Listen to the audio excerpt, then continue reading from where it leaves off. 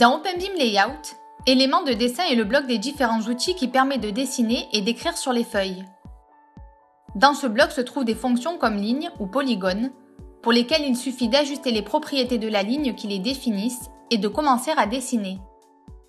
D'autres fonctions telles que arc, ellipse et rectangle ont un petit menu déroulant avec plus d'options pour définir la figure. Lorsque nous utilisons les outils du bloc éléments de dessin, un menu s'affiche avec les propriétés à définir avant de dessiner. Par exemple, pour créer une ligne, il faut définir le segment, les extrémités et la ligne.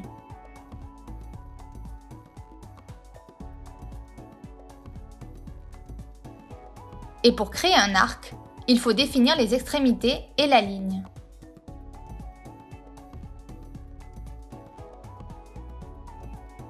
Ligne est un paramètre commun à tous les outils de dessin où il est possible de choisir le type de ligne dans Type. Nous choisissons l'une des différentes options existantes ou un style personnalisé que nous pouvons définir dans le même panneau de propriétés.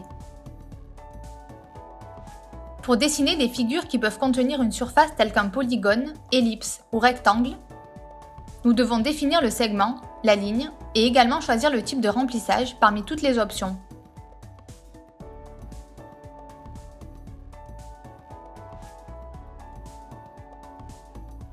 Il existe aussi différents outils de création de texte, comme la boîte de texte où nous définissons l'apparence, et les styles où nous déterminons le type de texte, la ligne et le remplissage.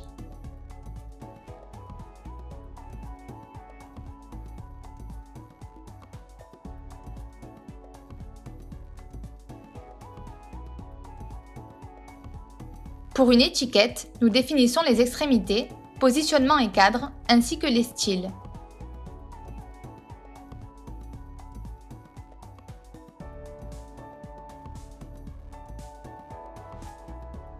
Enfin, pour un texte, les options positionnement et cadre et style sont déterminées. Pour créer des tableaux, nous cliquons sur Tableau, puis sur l'endroit où nous voulons le placer. Une fenêtre appelée Nouveau tableau s'affiche, dans laquelle il faut créer le tableau en ajoutant des lignes et des colonnes.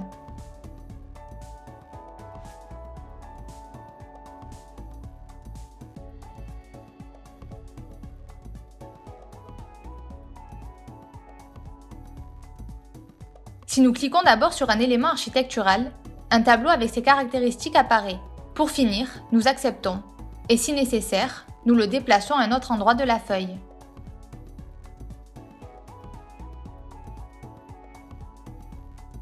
Dans le deuxième bloc à gauche nommé Style, nous pouvons voir et définir les propriétés de chaque figure ou texte, de la même manière que nous l'avons vu précédemment dans les sections de ce bloc. Nous y trouvons les styles ligne, texte, remplissage et cote. À partir de ces fenêtres, il est possible d'ajouter, supprimer, importer et exporter des styles. Le nom de chaque style se trouve dans la colonne Référence. Dans Ligne, nous définissons le style en utilisant les paramètres trait, facteur d'échelle, épaisseur du stylo, couleur pour impression et couleur d'identification. Dans Texte, nous déterminons la police et la couleur.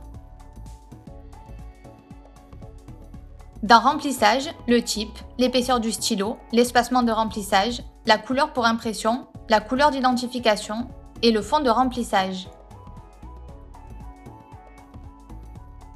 Enfin, dans Cote, nous définissons les options initiales, finales, décalage de l'origine, texte avec unité, police et couleur.